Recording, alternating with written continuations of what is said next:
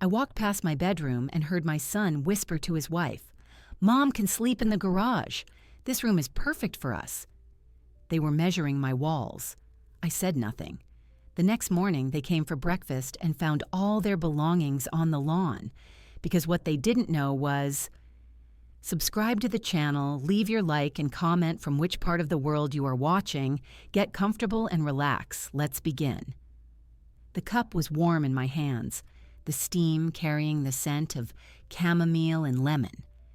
I had just come from the kitchen, the final chore of the evening done, and was heading to the sanctuary of my bedroom. The hallway was dim, lit only by the last of the evening sun filtering through the window at the far end. My slippers made no sound on the runner my husband, Henry, had bought in Morocco decades ago. I was 3 steps from my door when I heard it. A soft click, then the distinct zip of a metal tape measure retracting. I stopped. The door was open a crack, maybe 2 inches. A slice of my room was visible, the edge of my dresser, the framed photograph of Henry on our wedding day. Then I heard Marcus's voice, hushed but clear. "Just over 14 feet on this wall, plenty of space for the bed and the credenza." Perfect. That was Chloe. Her voice was always several degrees cooler than the room. "The ensuite is already huge. We won't even need to touch it. Just new fixtures." I did not move. The steam from my tea curled up past my face. "We'll need to get her things out, obviously," Marcus said. There was a shuffling sound like someone stepping over something. "We can start boxing the non-essentials next weekend. Tell her it's a deep clean." "Where will we put it all?" Chloe asked. I could picture her, one hand on her hip, surveying my space with the eye of a conquistador. "The garage, for now. We'll sort it later. Most of this is just old stuff anyway." My breath felt very still in my chest. The cup was almost too hot against my palms, but I did not adjust my grip. Then Chloe spoke again, and her words were precise, surgical. "And where will she go during the renovation?" A pause. I could hear the unspoken conversation in that silence. I knew my son's face, even when I could not see it. He would be looking at the floor or out the window, a slight tension in his jaw. He did that when he was about to say something he knew was wrong. "She can sleep in the garage," he said, his voice dropping even lower, as if the walls themselves might judge him. "It's dry, it's insulated. We can set up the daybed from the guest room. It's temporary, just until we get this room done." "Temporary," Chloe echoed, not a question. "And then?" Another pause.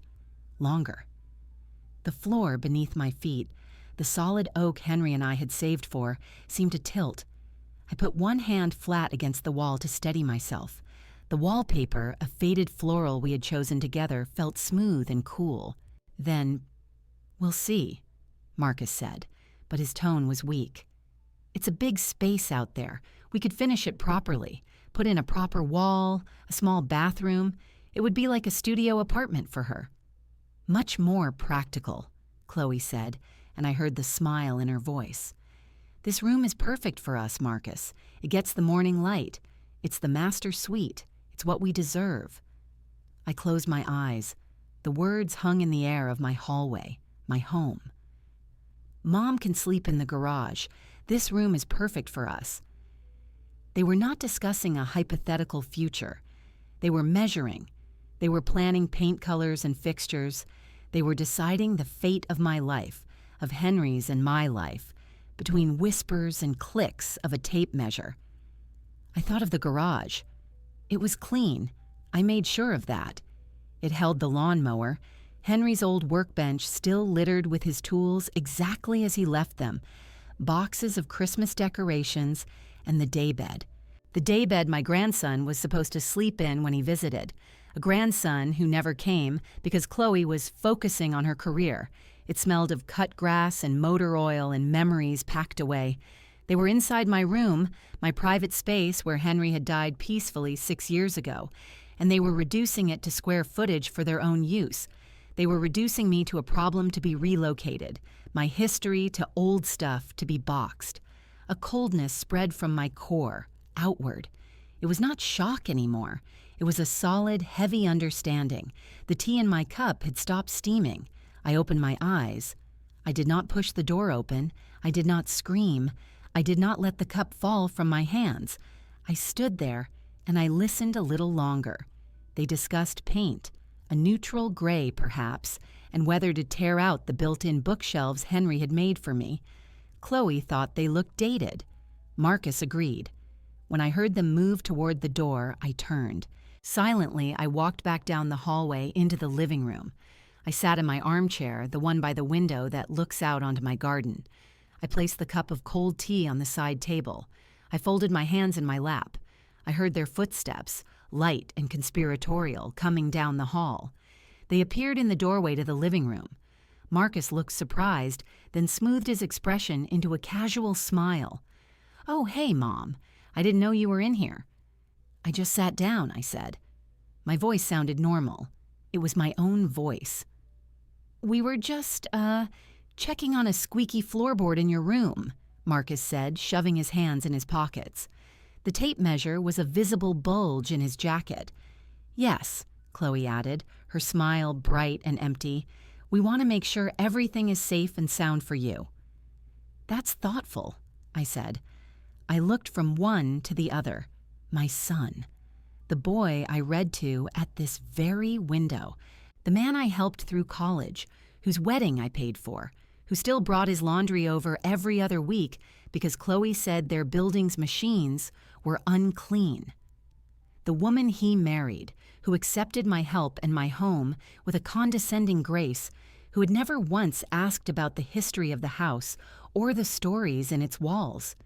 They stood there, waiting for my usual offer of a snack, for my benign curiosity. I said nothing. I just looked at them. After a moment, the silence grew awkward. "Well, we should get going," Chloe said, touching Marcus's arm. "Big day tomorrow." "Right. Love you, Mom." Marcus came over and kissed my cheek. His kiss felt like a brand. "Good night," I said. I listened to the front door close. I listened to their car start and drive away. The house settled back into its usual quiet. But it was a different quiet now. It was a quiet filled with the echoes of their whispers, the ghost of their measurements. I did not cry. The hurt was there, a deep bruised ache beneath my breastbone. But on top of it, layered over it like a sheet of ice, was the cold clarity.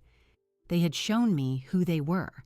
They had drawn their plans, and in that moment, sitting in the chair Henry had always called his, but was really mine, I drew my own. The first step was simple. I would say nothing. My silence would not be the silence of defeat, but the silence of a door closing, the silence before a storm. I finished the cold tea. It was bitter. I carried the cup to the kitchen, washed it, and placed it in the drainer. Then I walked back to my bedroom. I stood in the doorway and looked in. Nothing was out of place, yet the air felt violated.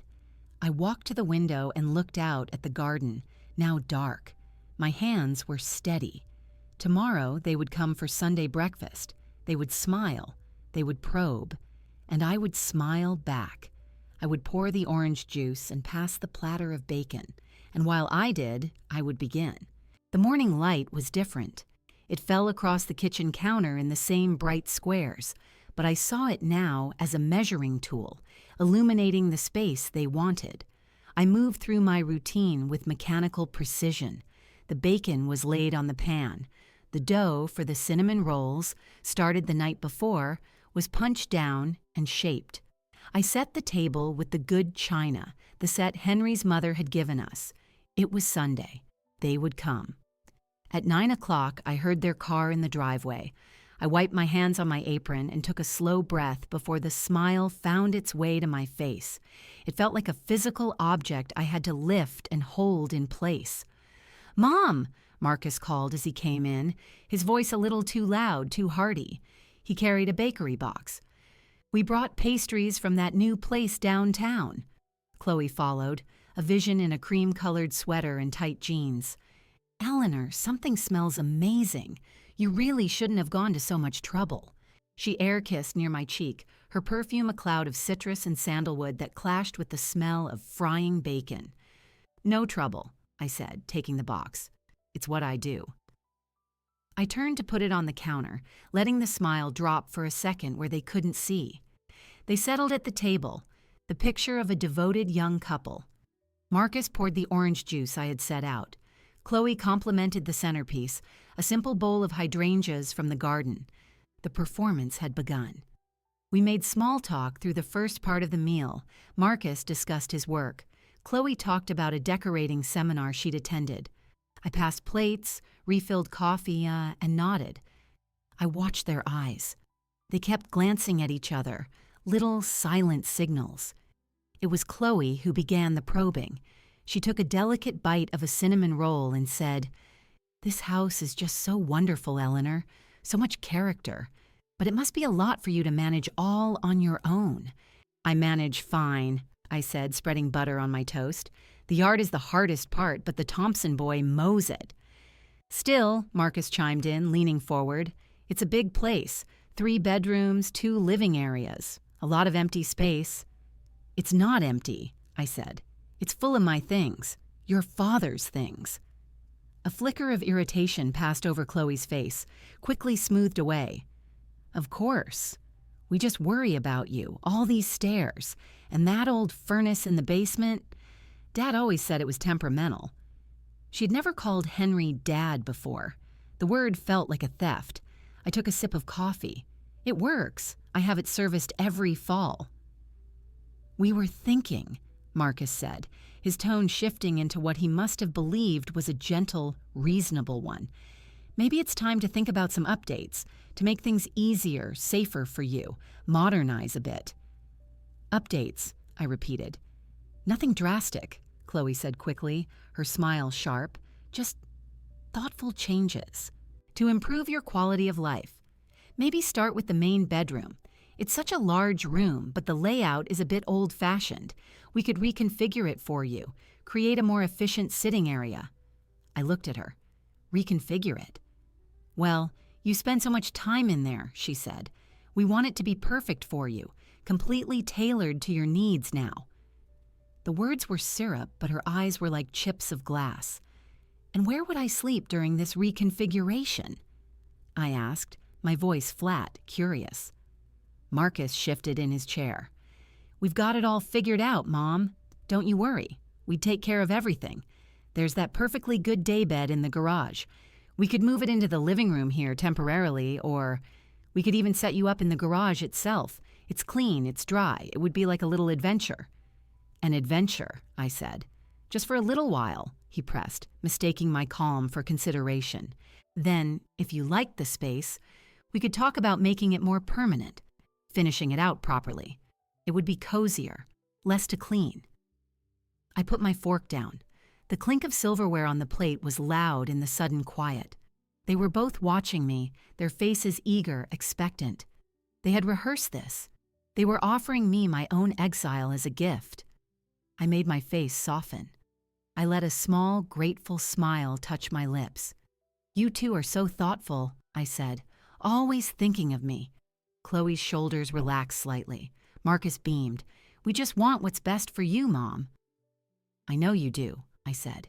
"It's a lot to consider. These old bones are used to their routine." I gestured vaguely around the kitchen. "This house, it's Henry, it's us. Changing things feels like, well, you understand. But change can be good," Chloe insisted, her voice tightening. "It can be refreshing. You shouldn't be trapped in the past." "Trapped," I said softly. I looked at Marcus.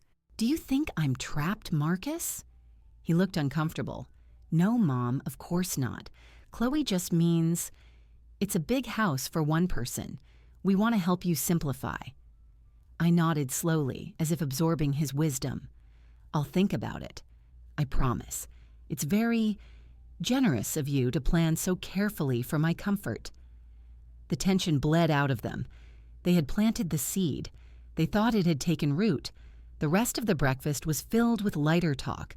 They offered to help with the dishes. I declined. As they were leaving, Chloe turned on the doorstep. We'll come by next Saturday to start going through some things, okay? Just some light sorting to see what you might want to keep handy. Her words were a directive, not a request. That sounds fine, I said. I closed the door and locked it. I leaned my back against the solid wood. The kitchen was a mess of greasy plates and sticky syrup. The smell of their expensive pastries lingered, cloying and sweet. I walked to the sink and looked out the window. Their car was gone. The cold clarity from the night before had solidified into a plan. Their performance had been convincing. They believed their own narrative, that they were benevolent caretakers gently steering a frail old woman toward a sensible, smaller space. They had looked at my home, my life, and seen only an inefficient layout and unused square footage. I started the hot water. I washed the good china myself, feeling the weight of each plate, the smooth curve of each cup. These were not just dishes. They were part of the inventory of my life, a life they were so casually trying to box up and relocate. By the time the kitchen was clean, the plan was no longer a vague intention. It was a list of steps. The first step was complete.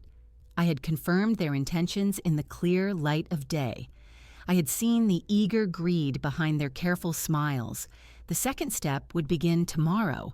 I would need Cynthia, and then I would need a lawyer. I folded the apron and hung it on its hook. The house was silent again, but the silence was mine now. It was the silence of preparation. I went to the living room and sat in my chair. I did not look at the garden. I looked at the room around me, at the walls that held me, and I began to calculate. The first call on Monday morning was to Cynthia. I waited until 9, knowing she would have finished her first cup of coffee and be scanning the morning news on her tablet. Her voice, when she answered, was its usual brisk self. "Eleanor, I was just thinking about you. Did you survive the Sunday invasion?" "Barely." I stood at my kitchen window, the phone pressed to my ear. "I need to talk to you. Not over the phone. Can I come over?" A pause. Then her tone shifted, losing its lightness. "Of course. Right now. I'll put the kettle on." Cynthia's house was 2 streets over, a mirror of my own in layout but filled with bold colors and modern art. She opened the door before I could knock, her sharp eyes scanning my face. She was a tall woman, my age, with closely cropped gray hair and a way of standing that took up space. "You look like you've seen a ghost," she said, ushering me into her sun-filled kitchen. "Not a ghost," I said, taking a seat at her table. "A blueprint." I told her everything. The measuring tape, the whispers, the garage, the conversation over breakfast. I recited their words as accurately as I could, my voice flat and without inflection. I did not cry. I presented the facts, like evidence before a judge. Cynthia listened without interrupting. Her face grew harder with each sentence. When I finished, she slapped her palm flat on the table, making the sugar bowl jump. I knew it. That little ice queen has been working on him for years, turning him into her personal accessorizer. But this is monstrous. "They think they're being practical," I said.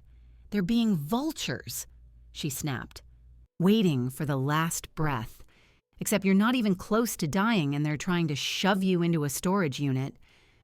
She got up, pacing the length of her kitchen. "What are you going to do? You have to confront them, tell them you heard, throw them out." "No," I said. The word was quiet but firm. She stopped pacing and looked at me. "No." Confrontation gives them a chance to explain, to justify, to wear me down with more talk about my well-being and their generous plans. I looked down at my hands, folded on her table. I heard their plan. Now I will execute mine. A slow smile spread across Cynthia's face. It was a fierce, approving smile. "All right, I'm listening. What's the plan?" "First, I need to know what I can legally do. The house is in my name, only mine. Henry left it to me outright, but I need to be sure. I need to know my rights, down to the letter." "Lawrence Avery," Cynthia said immediately, sitting back down. "My estate lawyer. He's sharp, He's discreet and he hates bullies. I'll call him right now." "I'd appreciate that." She made the call from the other room. I heard the low murmur of her voice, firm and insistent. When she returned, she had a name, a number, and an appointment time for that afternoon at 2. "He'll see you." Told him it was an urgent matter of predatory family dynamics. He understood. "Thank you, Sin." She reached across the table and gripped my hand. Her fingers were strong. "You don't thank me. You let me help. And you let me watch when it happens." At 1:45, I parked my sensible sedan outside a modest brick office building in the older part of downtown. Lawrence Avery's office was on the 3rd floor. It was paneled in dark wood and smelled of old books and lemon polish. He was a man in his late 50s with a calm, measured demeanor. "Mrs. Beaumont," he said, gesturing to a chair. "Cynthia spoke highly of you and with some urgency. How can I help?" Again, I laid out the facts. I showed him the deed I had brought from my safe deposit box. I told him what I had overheard and the subsequent breakfast conversation. I did not embellish. I did not vent my anger. I stated the situation as a legal problem. He listened, steepling his fingers. When I finished, he asked a few precise questions. Were their names on any utilities? Had I given them written permission to reside there? Had I ever discussed transferring the title? The answer to all was no. Marcus had a key. They stayed over occasionally. They stored belongings here. That was all. Mr. Avery opened a file and placed the deed inside. "Mrs. Beaumont, the law here is very clear. This is your sole and separate property. Your son and daughter-in-law have no legal interest in it, no matter their familial relationship or their personal expectations. They are, in the eyes of the law, guests, or given their stored possessions, licensees." "What does that mean for my options?" "See, it means," he said, leaning forward slightly, "that you may revoke their license to be on the property or to store belongings there at any time, for any reason. You are not a landlord. They are not tenants. There is no formal eviction process required. You simply need to give them reasonable notice to retrieve their property before you take steps to secure the premises." What is reasonable notice? That can be subjective, but given that they do not live there full time and that you are the wronged party in what seems to be a scheme of intentional emotional coercion, a court would likely look favorably on a short time frame. 24 hours is often considered reasonable for a licensee to collect personal effects. A solid feeling, like a stone settling in my stomach, took hold. It was the feeling of confirmed power. If I were to have their belongings removed from the house and placed outside, and then I changed the locks, would I be within my rights? He considered this. If you provided them notice first, yes, the notice can be verbal, but it is better to have a record, a text message, an email, something that establishes the time and date of the notice. Then, after the reasonable period has elapsed, you may remove the items to a location where they can retrieve them, the front yard, for example, and secure the home against re-entry. You should not dispose of the property, merely make it accessible for them to take. I nodded slowly. I understand. "Mrs. Beaumont," he said, his voice softening a degree, "what they are attempting is unconscionable. The law is on your side. Use it." I left his office with the deed back in my purse and a business card in my wallet. The afternoon sun was bright. I got into my car and sat for a moment, the lawyer's words echoing in the quiet space. Reasonable notice. 24 hours. Secure the premises. The cold clarity was now a roadmap. Step 1. Confirm the betrayal. Step 2. Secure an ally and legal authority. Both were complete. I drove home not with anger, but with a focused determination. The hurt was still there, a dull ache, but it was compartmentalized now, placed in a box marked later. Right now, there was work to do. I needed to define what belonged to them. I needed to find a moving company. I needed to draft a text message. The house welcomed me back with its familiar silence. I walked from room to room, not as a heartbroken mother, but as a surveyor. I looked at the desk in the second bedroom, now Marcus's home office. I looked at the closet in the guest room, half full of Chloe's off-season clothes and fancy luggage. I looked at the shelves in the living room that held their books and decorative items, interspersed with my own. It was all here, the physical proof of their gradual encroachment. Tonight, I would begin the inventory. But first, I sat at the kitchen table, took out my phone, and began to type a draft. The words had to be perfect. They had to be clear, legal, and utterly devoid of the emotion that was churning beneath my skin. This was no longer a family matter. It was a transaction, and I was about to conclude it on my terms. The draft text message remained unsent. Sending it was the trigger, and I was not ready yet. First, I needed to perform the separation physically. I did not pack a single item of my own. Instead, I went to the basement and brought up a stack of flattened cardboard boxes Henry had saved from various deliveries over the years. I assembled them with packing tape, the ripping sound loud in the quiet house. I started in what they called the guest room. It had been meant as a nursery once. That hope had faded years ago, but the room had retained a soft, hopeful quality until Chloe began using the closet. I opened the double doors. Inside were her things: expensive winter coats wrapped in plastic, designer dresses on padded hangers, a set of matching leather luggage. I took the first dress down. It was a deep emerald green, the kind of dress you wear to a cocktail party where you intend to be noticed. I remembered the night she wore it.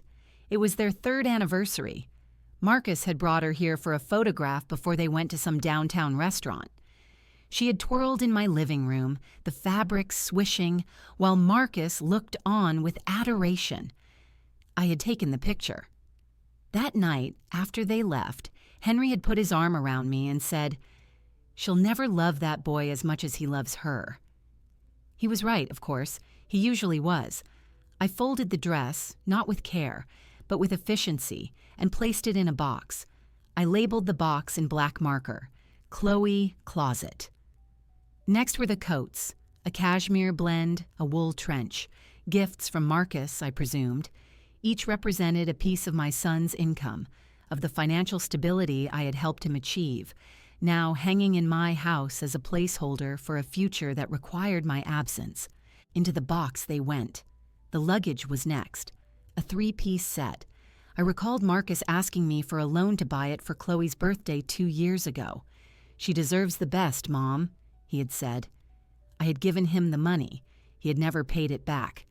I hadn't minded then. Now, I minded. I placed the suitcases by the door. I moved to the second bedroom, Marcus's office. It had been his childhood room. The desk was not the one from his boyhood. That small, scarred wooden desk was long gone. This was a large, modern standing desk he had purchased last year and assembled in my garage, leaving the packaging for me to dispose of. On it sat an expensive computer monitor, a wireless keyboard, a sleek lamp. In the drawers were his spare computer parts, old tax documents, and a jumble of cables. I unplugged everything, coiling the cords neatly. Each item felt like a piece of a claim he was staking. This was no longer the room where my son did his homework. It was a satellite office for a man who saw my home as an extension of his assets. I packed the electronics into a box lined with bubble wrap from my basement. Marcus, office fragile. The bookshelf in the living room was the most interwoven. My books, well-loved novels, gardening references, Henry's history volumes, sat alongside their bestsellers and interior design catalogs. I took down every book that was not mine. One, a thick hardcover on minimalist living, fell open to a dog-eared page. A passage was highlighted in yellow. True freedom comes from unburdening yourself of the past, both in objects and in obligations.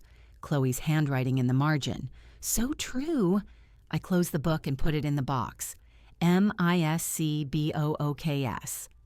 There were decorative items. A cold, abstract metal sculpture Chloe had brought over one day and simply placed on the mantel, displacing a framed photo of Henry and me at the beach. a set of geometric ceramic vases that had never held flowers, a faux fur throw blanket still with its tags, draped over the back of my reading chair. Each item was an intrusion, a taste imposed upon a space it did not belong to. As I worked, the memories did not come as waves of sadness, but as sharp, clear confirmations. Buying Marcus his first proper suit for job interviews, saving for months to help with his down payment on the apartment, an act of love Chloe had called a smart investment in your future, preparing the guest room with a new crib, never used, after a brief, hopeful comment from Marcus about maybe starting a family soon. The crib had been donated years later, a quiet, private grief. That room had stayed empty until Chloe filled the closet. By late afternoon, the boxes and grouped items formed a small archipelago in the living room and hallway. The physical mass of their presence in my life was startling. It was not just things. It was the space they occupied, the silent demand of their ownership. My phone rang. It was Cynthia. "Well, have you started?" "I'm surrounded by boxes," I said, looking at the labeled stacks. "Good. And the text?" "Not yet. Tomorrow. The movers are scheduled for the day after at 5:30 in the morning." "You found someone?" "Yes. Stanley and Sons. They have a contract with the Senior Center for Relocations. They are discreet, efficient, and used to following clear instructions. I spoke to the manager. He understood the situation." Cynthia let out a low laugh. "Eleanor Beaumont, you are a general. I'm proud of you. Do you need help tonight? I can come over, bring wine, we can pack the rest." "No," I said. "This is something I need to do alone. It's an inventory of more than just their things." She was silent for a moment. "I understand. Call me if you need anything at all. I'll be on standby for the big day." After we hung up, I walked through the rooms again. The house looked different. Their encroachments had been removed from shelves and closets and piled into a neutral, removable state. The spaces they left behind were not empty. They were reclaimed. The ghost of the crib was somehow less painful than the physical presence of Chloe's winter coats. I made a simple dinner. I ate at the kitchen table, looking at the boxes in the next room. The anger was still there, a steady hum, but it was now harnessed. It was the energy that had filled these boxes that would direct the movers. I finished eating and washed my plate. I went to the living room and sat in my chair. The geometric vases were gone from the side table. In their place, I put the photograph of Henry and me at the beach. We were smiling, squinting into the sun. Our future had felt endless then. In a way, it still was. It was my future. And it would not be measured out by a tape held in my son's hands. It would be measured by me, from this chair, in this room. The inventory was complete. The next step was delivery. I did not go to bed. The house was too quiet, the boxes in the living room too present. I turned off the main lights, leaving only a single lamp on in the living room. The clock on the mantel read 10:30. In 7 hours, the movers would arrive. I went to the hall closet and took out the large, leather-bound photo album from the top shelf. It was heavy.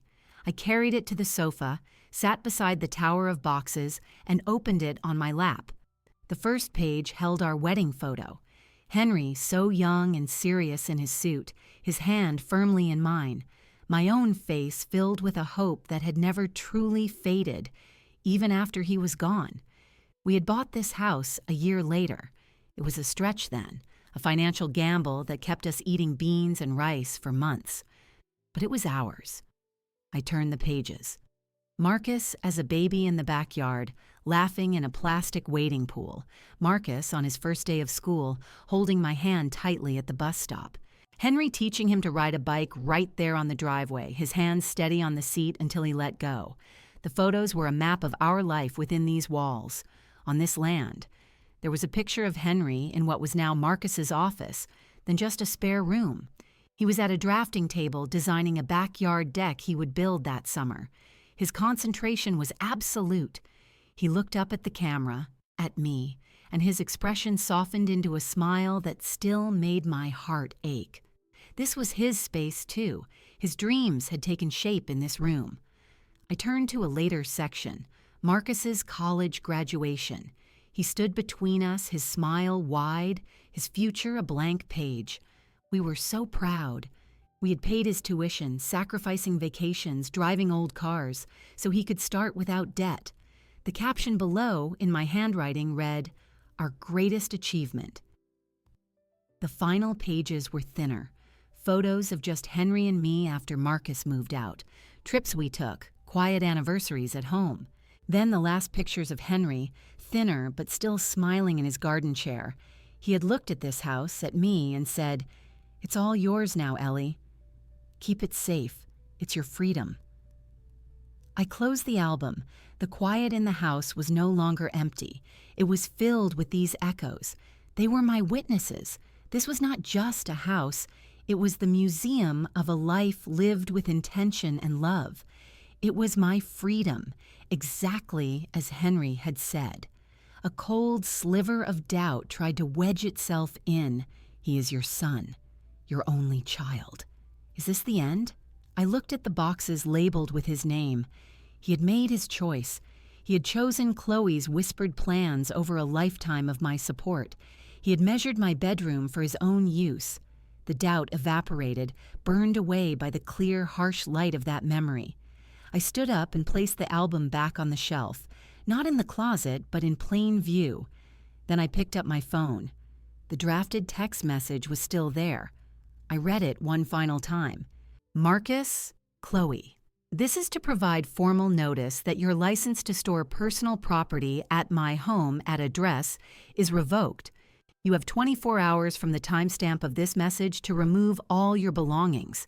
Any items not removed by 5:30 a.m. tomorrow will be placed outside the property for your collection. After that time, the locks will be changed.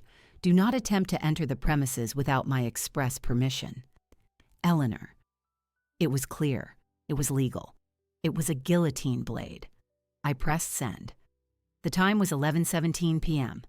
The countdown began. I expected an immediate flurry of calls, of angry texts. The phone remained silent. They were probably asleep or watching a movie in their sleek apartment, oblivious. The silence was more unnerving than any outburst would have been. It meant they did not yet know the ground had fallen away beneath them. I spent the next hour on a final walkthrough. I checked each room to ensure nothing of theirs remained. In the guest room closet, I found a single silk scarf caught at the back of a shelf. I added it to the appropriate box. In the bathroom, I removed their spare toiletries from the cabinet. I took the spare key to the front door from its hook inside the pantry door and placed it on the kitchen counter. At midnight, I made a pot of strong tea. I did not drink it to calm my nerves. I drank it to stay alert. I sat at the kitchen table, a notepad before me. I wrote down a sequence of events for the morning. 5:15 a.m. Await movers. Confirm Stanley and Sons. 5:30 a.m. Movers arrive. Direct them to boxes and items in living room/hall, then to office furniture, then guest room closet.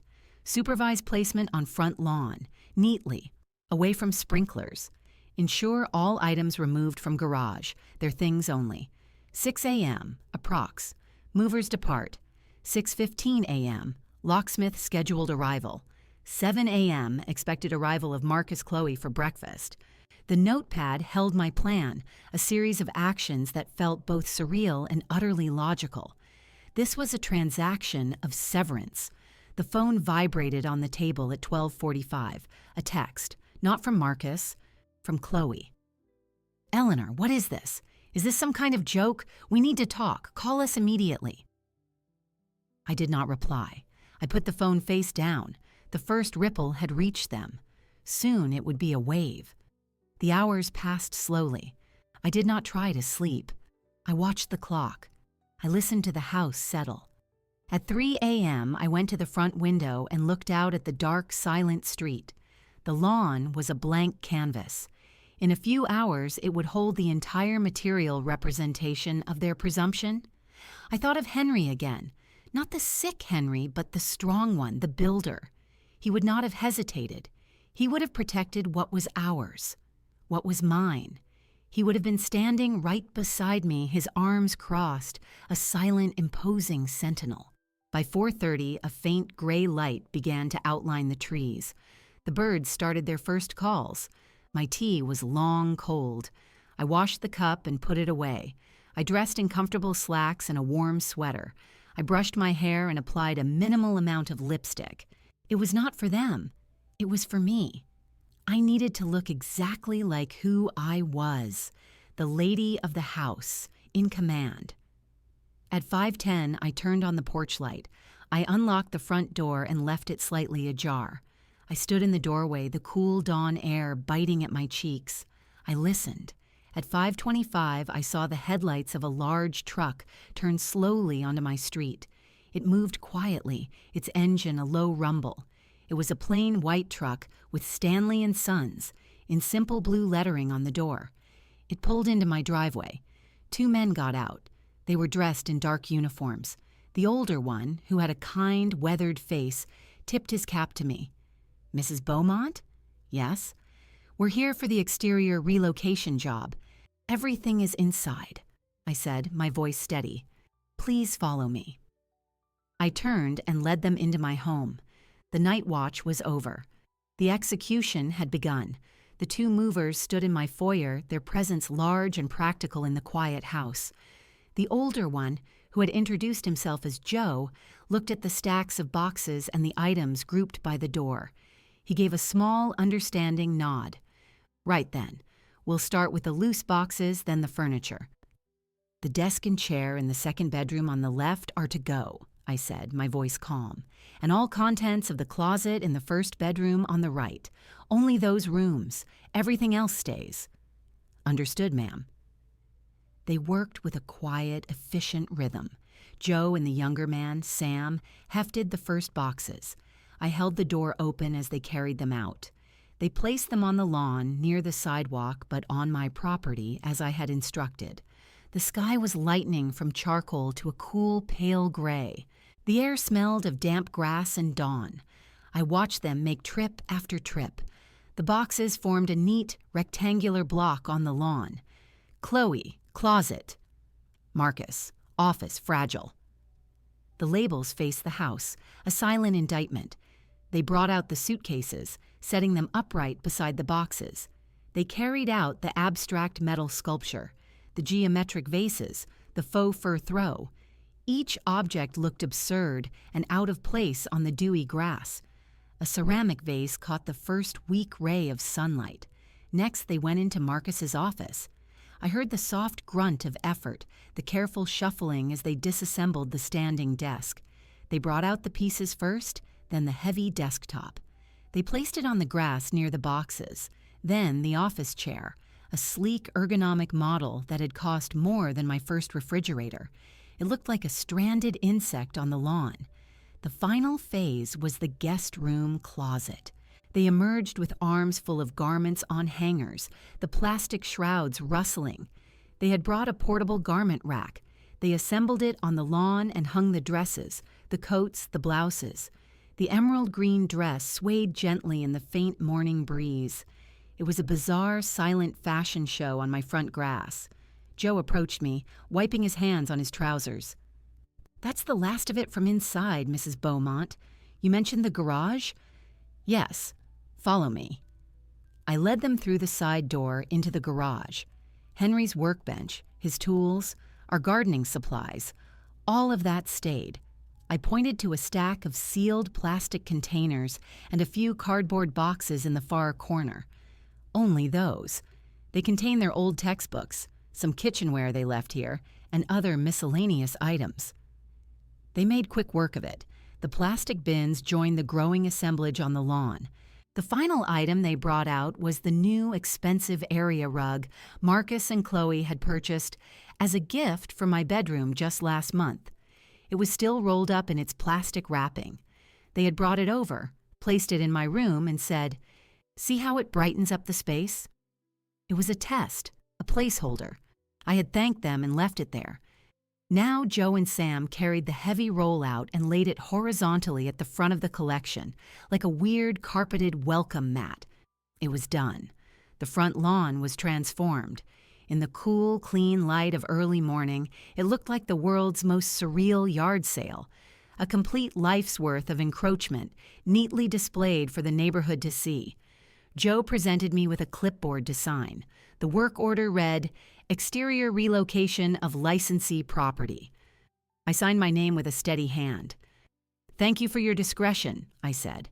"Not our business, ma'am," Joe said, meeting my eyes. "You have a good day." They climbed into their truck, which was now empty. The engine started with a rumble, and they backed slowly out of the driveway. Their taillights disappeared around the corner. The silence returned, but it was different.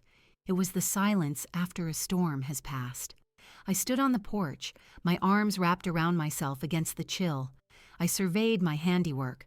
The lawn was a perfect record of their audacity. Every book, every piece of clothing, every sleek electronic device was a line item in the ledger of their betrayal. The early sun, now cresting the rooftops, began to warm the scene, casting long, sharp shadows from the desk and the garment rack. I saw a curtain twitch in Mrs. Peterson's house across the street. Then another at the Johnsons' next door. The neighborhood was waking up. The show was ready for its audience. My phone, which I had kept in my pocket, began to vibrate. I did not need to look at it to know it was Marcus. The calls had started around 4 a.m. after my text, but I had ignored them all. The vibration stopped, then started again almost immediately. Chloe this time, I imagined. I ignored it. I had one more appointment.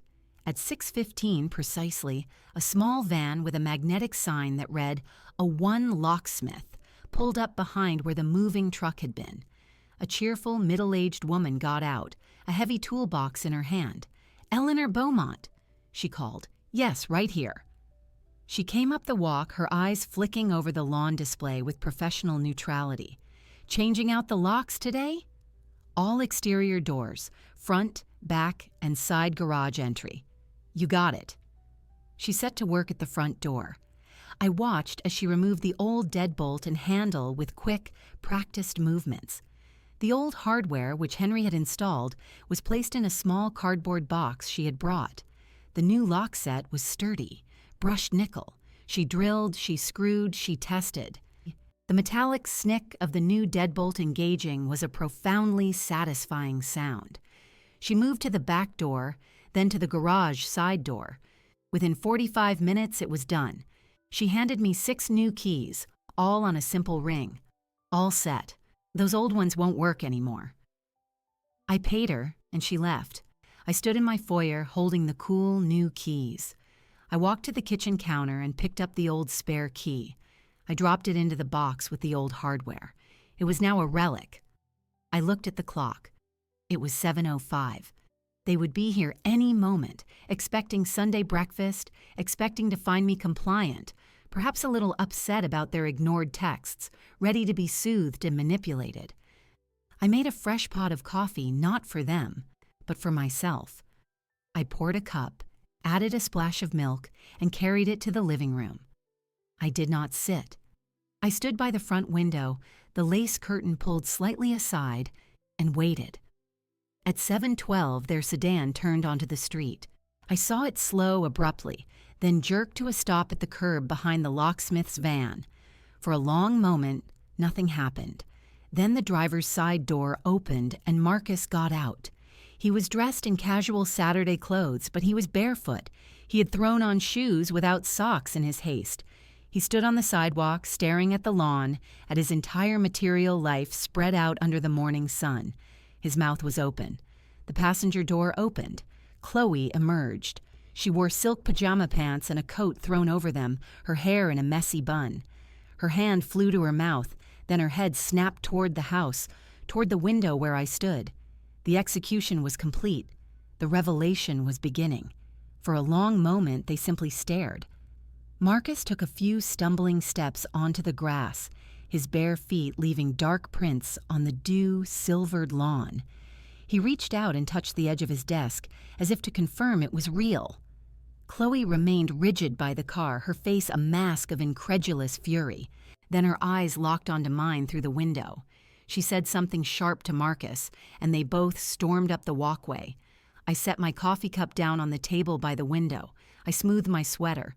Then I walked to the front door, unlocked the new deadbolt with a deliberate turn, and stepped out onto the porch, closing the door softly behind me. I did not step down to their level. I remained on the top step, my hands at my sides. "What is this?" Marcus's voice was a strangled shout. He gestured wildly at the lawn. "What the hell is all this, Mom?" I said nothing. I looked at him, then at Chloe. Chloe found her voice first. It was shrill, cutting through the quiet morning. "Have you lost your mind? Our things, our personal belongings. You had no right." She took a step forward as if to rush past me into the house. I did not move from the step. "The locks have been changed," I said, my voice even. "You have no right to enter." That stopped her. She looked at the door, then back at me, her lips pulled back from her teeth.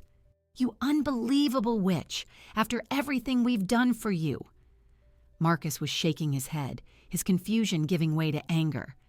"We've been calling you for hours. You send some crazy legal-sounding text, and then you do this? What is wrong with you?" He ran a hand through his hair, looking from the lawn to me. "Is this about the renovation talk? Is that it? We were just trying to help you." Still, I remained silent. I let their words hang in the air between us. The strategy was simple. Let them expose themselves. Let the neighborhood hear their rage. "You need to let us in right now," Chloe demanded, planting a hand on her hip. "We need to use the bathroom. We need to talk about this like adults, not some deranged stunt." "Everything you need to discuss can be discussed here," I said. "Here?" Marcus laughed, a harsh, bitter sound. "With all our stuff on the lawn? The whole neighborhood is watching." As if on cue, Mr. Johnson from 2 houses down came out to retrieve his newspaper. He paused, looking at the scene with open curiosity. "Yes," I said, "they are." My calm seemed to infuriate them further. Chloe's composure shattered. "This is theft. This is illegal. I'm calling the police." She fumbled in her coat pocket for her phone.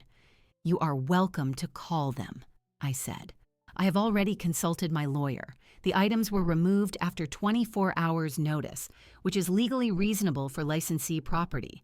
They are on my property, undamaged, available for your collection. I am within my rights." The phone wavered in her hand. She hadn't expected that. She looked to Marcus. "Lawyer?" Marcus spat the word. "Since when do you need a lawyer to talk to your own family? What's gotten into you?" He took a step closer, his face pleading now, trying a different tactic. "Mom, please, just tell me what this is about. Is it the garage idea? We were just brainstorming. We'd never make you do anything you didn't want to do." That was the line, the final blatant lie. I felt a cold spike pierce through my control. I kept my expression neutral. "Brainstorming," I repeated. "Yes," he said, seizing on it. "Just talking. Exploring options for your future, for your safety." Chloe, seeing his approach, tried to modulate her tone. It came out strained and false. "Eleanor, we love you. We're just concerned. This house is too much. We were thinking of ways to make it easier. Maybe we communicated it poorly." They were both performing now for me, for the invisible audience of neighbors behind curtains. They were trying to rewrite the script, to paint me as an irrational old woman who had misunderstood their benevolent care. I let them talk. They offered more justifications, more pleas, more veiled threats. They were talking in circles, their story shifting from helpful planners to misunderstood children to outraged victims. With each sentence, they dug the hole deeper. They referenced the new rug, the paint colors, the need for me to be in a manageable space. I stood and listened. I watched Marcus's face grow more desperate as his words failed to move me. I watched Chloe's mask of concern crack again and again into naked hatred. The sun climbed higher, warming the porch boards under my feet. More doors opened. Mrs. Peterson came out to water her already damp hanging baskets, her eyes wide. A car slowed as it drove past. Their energy began to wane. The initial shock had burned off, replaced by a bewildered exhaustion. They had yelled, pleaded, threatened, and I had done nothing but stand there, a silent wall. Finally, Marcus's shoulders slumped. He looked at the ground, at his bare feet in the wet grass. He spoke quietly, almost to himself. I don't understand. Why would you do this? Why wouldn't you just talk to us? Chloe crossed her arms, shivering slightly in her thin coat. She had given up on pretense. You've humiliated us. You've destroyed your relationship with your son. For what? Because you're a selfish, spiteful old woman who can't stand the thought of anyone else having a nice thing. The air went very still. That was it. The core of it. I had something nice. A home, a room, a life. And they believed they were entitled to take it from me. Marcus looked up at me, his eyes red. Well, aren't you going to say anything? Don't you have anything to say for yourself? They were both looking at me, spent, waiting. The street was quiet. I could feel the attention of the neighborhood focused on my porch. This was the moment. The silence had served its purpose. It had drawn out their truth. Now it was time for mine. I took a slow breath, feeling the cool air fill my lungs. I looked at my son, then at his wife. My voice, when I finally spoke, did not rise above a conversational tone, but it carried in the morning quiet with the clarity of a bell. You asked me why. You asked me why, I said again, my gaze holding Marcus's. It is very simple. I heard you. He blinked. Heard what? Last Friday evening, I was in the hallway outside my bedroom door. I heard the click of a measuring tape. I heard you say this room was perfect for you. I heard you say I could sleep in the garage, that it was temporary. Then you discussed paint colors. You discussed moving my things. You discussed the built-in bookshelves your father made for me. Chloe thought they looked dated. You agreed. The color drained from Marcus's face. He took a half step backward as if physically pushed. Chloe's mouth opened, but no sound came out for a second. Then, you were eavesdropping? That's a violation of our privacy. I ignored her. I kept my eyes on my son. You were not brainstorming. You were not exploring options. You were measuring. You were planning. You had already decided. The breakfast conversation the next day was just a performance to soften me up for the news. Mom, it wasn't like that, Marcus whispered, but the conviction was gone from his voice. It was exactly like that, I said, my tone still level. You looked at the home I built with your father, the room where he died, and you saw square footage for yourself. You looked at me and saw an obstacle to be relocated to a converted garage. You called my life's accumulation old stuff to be boxed. I turned my head slightly to include Chloe. And you saw a house you wanted. You saw a woman in your way. You whispered in my son's ear until he believed that exiling his mother was a sensible, modern solution. You are twisting this, Chloe cried, her voice rising again. We were thinking of your comfort, your safety. My safety was never in question, I stated. My comfort was here, in my home. You were thinking of your own comfort, your own desire for a master suite. You did not ask me. You did not discuss it with me. You measured behind a closed door and made your plans. That is not family. That is a hostile takeover. I saw Mr. Johnson shake his head slowly. Mrs. Peterson had stopped pretending to water her plants and was just watching, her hand over her heart. So I made my own plans, I continued. I confirmed my legal ownership. I gave you the notice required by law, and I removed from my house every single item that belonged to you. I have not kept a spoon. I have not kept a book. It is all here. You are free to take it. This is the end of your storage here. This is the end of your expectations here. Marcus found his voice, but it was broken. You're throwing me out, your own son. You threw me out first, I said, and for the first time a sliver of raw emotion pierced through my calm.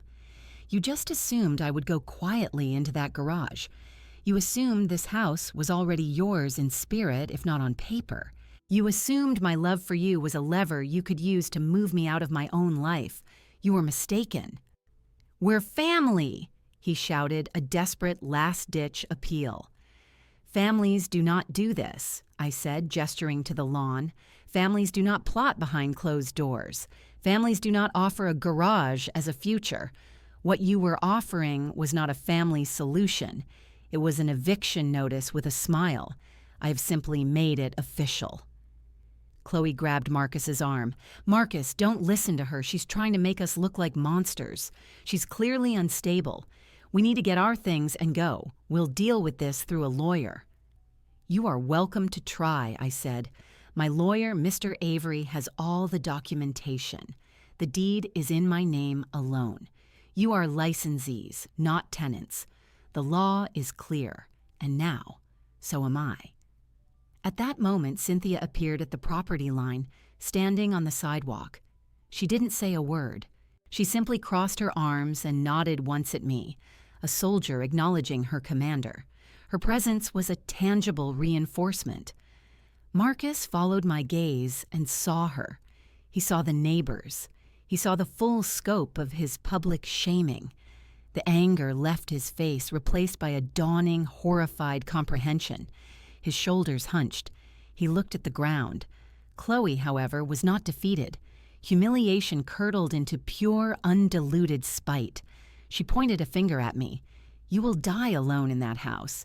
You have chosen a building over your own flesh and blood. Everyone can see what kind of woman you are. A bitter, lonely crone. Her words were meant to wound. They bounced off the armor of my certainty. I am not the one standing barefoot on a stranger's lawn, I said quietly. I am in my home. You are the one who is outside. That was the truth, simple and inarguable. It hung in the air. Marcus finally moved. He walked to the garment rack and pulled his wife's emerald green dress off the hanger.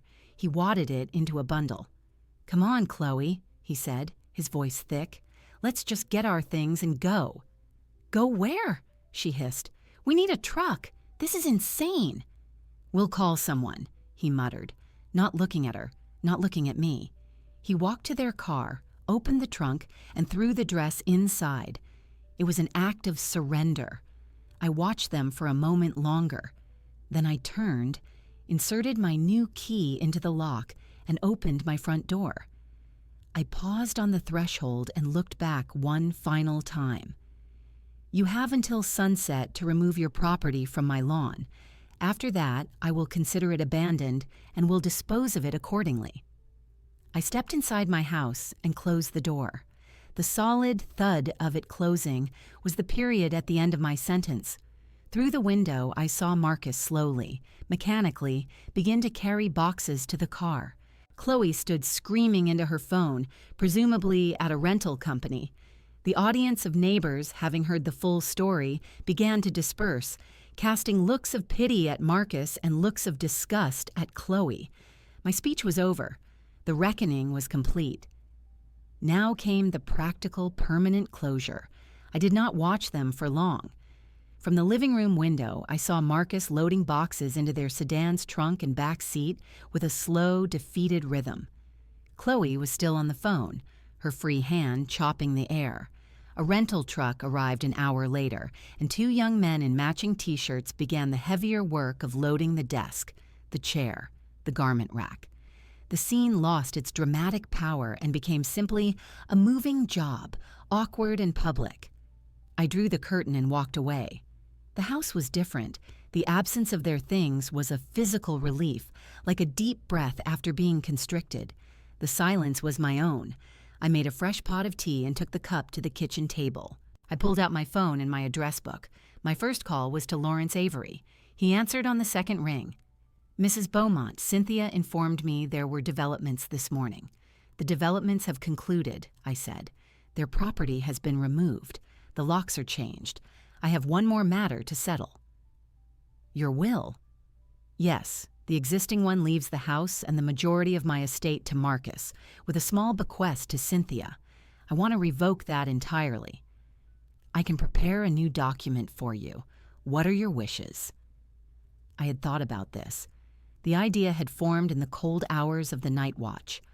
I want the house and all my assets, after specific bequests to Cynthia and a few charities, to go to the Springfield Historical Society for Black Seniors, with the stipulation that the house be sold and the proceeds used to fund their community housing initiative.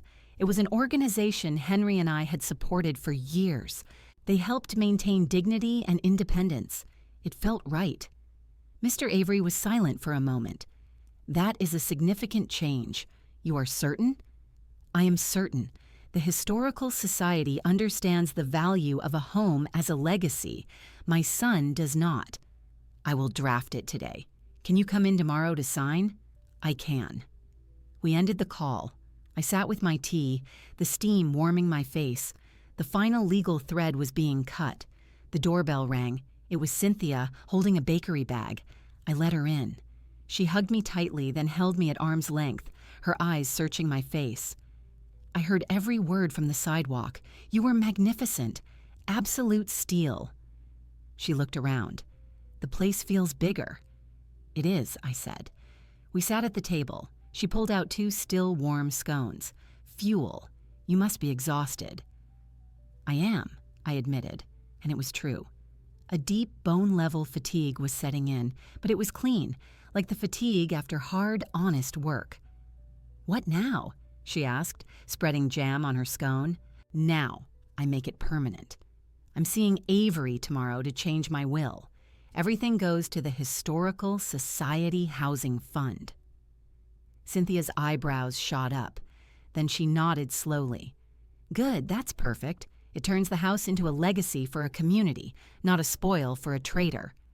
She took a bite, chewed thoughtfully. He looked broken out there, Eleanor, Marcus. He made his choices, I said, and my voice did not waver. I know, I'm not saying you should feel guilty. I'm just reporting. He looked like a man who just realized the price of his ticket was everything. I did not respond to that. The price had been set by him, not by me. Later, after Cynthia left, I went to my bedroom, and opened the top drawer of my dresser. Beneath a stack of sweaters was a fireproof lockbox. Inside were my passport, my marriage certificate, and my last will and testament, executed 3 years after Henry's death. I took out the will. It was 10 pages long. I flipped to the signature page, to the clause that bequeathed my beloved home to my beloved son, Marcus. I carried the document to the kitchen. I did not tear it up in a rage. I fed it, page by careful page, into the shredder I kept for old bills. The machine whirred, its teeth reducing the legal language to fine, unreadable confetti. I emptied the shredder basket into the trash. That chapter was gone. The next morning I returned to Mr. Avery's office. The new will was waiting. It was shorter, clearer. It left a monetary gift to Cynthia, another to my church, and the rest, including the house and all its contents, to the Springfield Historical Society for Black Seniors, for the purpose stated. I read it through once. I signed where he indicated. He signed as a witness, and his paralegal served as the second. It was done in under 10 minutes. I will file this with the county, he said. The old will is formally revoked. You should keep this copy in a secure place. I will. Mrs. Beaumont, he said as I stood to leave, for what it's worth, I admire your resolve. What they planned was a form of elder abuse, even if they dressed it in family concern. You have protected yourself admirably. Thank you for providing the tools, I said. I drove home. The lawn was empty, just a few faint impressions in the grass where the desk had sat. The house stood, solid and familiar. I used my new key to enter. The sound of the lock turning was the same, but the meaning was different. It was not just a lock against the world. It was a lock against a specific, painful part of my past. I placed the new will in the lockbox and returned it to the drawer. I walked through each room, touching the spaces where their things had been. The guest room closet was empty. The office was just a room again, holding only the ghost of Henry's drafting table and my own memories. I could make it into anything now. A painting studio, perhaps. A library. The practical closure was complete. The locks were changed. The will was changed. All that remained was to live in the peace I had reclaimed. A week later, the house had settled into a new rhythm, one dictated solely by me. The emptiness where their things had been was no longer a void, but a space filled with my own breath, my own choices. I woke with the sun and made coffee only for myself. I read in the living room without the distraction of Chloe's cold sculpture on the mantel. The silence was a companion, not a judge. On Thursday afternoon, my book club met. We had rotated to my house this month. I did not host them in the living room. I ushered them into my bedroom. "Eleanor, this is lovely," said Margaret, one of the members, as they entered. I had rearranged the furniture. The bed was now positioned to maximize the morning light, and I had created a sitting area near the bay window with 2 armchairs brought from the guest room and a small tea table. Henry's bookshelves, which Chloe had called dated, were filled with our shared collection. My wedding photo was prominent on the dresser. "It's my sitting room now," I said. I decided I should enjoy the best space in my own house. Cynthia, already seated in one of the chairs, caught my eye and gave me a small, proud smile. The other women found places to sit, some on the edge of the bed, others in the chairs. Sunlight streamed in, catching motes of dust in the air. The room was filled with the soft chatter of friends, the clink of cups on saucers, the rustle of pages. We discussed the novel, a historical saga about a woman rebuilding her life. The conversation, as it often did, turned personal. "It's about reclaiming your narrative," Joan said, "not letting others write your story for you."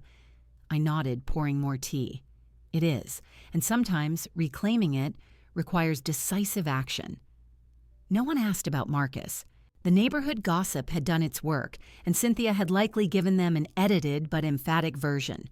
They offered their support through this normalcy, this gentle gathering in a room that was once a war zone. Their presence was a balm. The laughter that echoed off the walls was mine, and it was real. After they left, Cynthia stayed behind to help with the dishes. "You look well," she said, drying a plate. "I feel well," I replied. And I did. The constant low-grade ache of betrayal was still present, but it had receded, like an old injury that only twinges in certain weather. The dominant feeling was one of lightness. The next morning, I worked in the garden. It was a crisp, clear day. I knelt on the padded mat and dug my hands into the soil, weeding the flower beds Henry had designed. I cut back the spent summer blooms and trimmed the shrubs. The physical labor was satisfying. I was tending to my own ground, my own roots. The garage, where they had planned to put me, stood to my left. Its door was closed. It was just a garage again, a place for tools and memories, not a potential prison. As I was cleaning my tools at the outdoor faucet, the postal carrier came up the walk. "Afternoon, Eleanor. Got a few things for you." He handed me a stack of mail, advertisements, a magazine, a bill, and a plain white envelope. The return address was Marcus's apartment. My name was written in his familiar, hurried script. I took the mail inside. I sorted it at the kitchen table. I placed the bill to be paid, recycled the ads, set aside the magazine. The letter from Marcus III held for a moment. It was not thick. It likely contained a single page. I imagined what it might say. An apology, justifications, more anger, a plea. I felt no urge to open it. Opening it would be an invitation back into the drama, into the negotiation of pain and blame. I had said all I needed to say on the porch. He had heard me. Any words he had now were for his own conscience, not for my healing. I got up and walked to the hall table in the foyer. It had a small drawer. I opened it and placed the unopened envelope inside, on top of a stack of old birthday cards and postcards from trips Henry and I had taken. I closed the drawer. It was not a dramatic gesture, it was an administrative one. The letter was now filed under past. It could stay there. That evening, I cooked a simple meal for myself. I ate at the kitchen table, listening to a classical music station on the radio. After washing up, I returned to my bedroom, my sitting room. I turned on a single lamp and picked up the novel we would discuss next month. I read for an hour, engrossed. When my eyes grew tired, I marked my page and set the book aside. I turned off the lamp and sat in the dim room, lit only by the faint glow from the hallway. I looked around, at the walls that had heard whispers of exile and now held the echoes of friendship. At the window that showed my dark garden, my tended land. At the bed where I slept, in the room that was mine. There was no guilt, there was no simmering anger. There was, instead, a profound and quiet peace. The conflict was over. The house was secure. My future was my own. I had loved my son with everything I had. That love was real, and its end was a tragedy. But the greater tragedy would have been the slow death of my own spirit in a converted garage, watching from the sidelines as they lived my life. I had chosen myself. In doing so, I had not become the bitter crone Chloe named me. I had become sovereign. I rose and prepared for bed. The routines were the same, but the woman performing them was different, stronger, clearer. As I lay down and pulled the covers up, I felt a sense of completeness. The story they had tried to write for me had been erased. My own story, in this house, in this room, was just beginning, and it was mine to write, one quiet, peaceful day at a time. Outside, a gentle wind rustled the leaves in the garden. Inside, there was only silence and sleep and peace.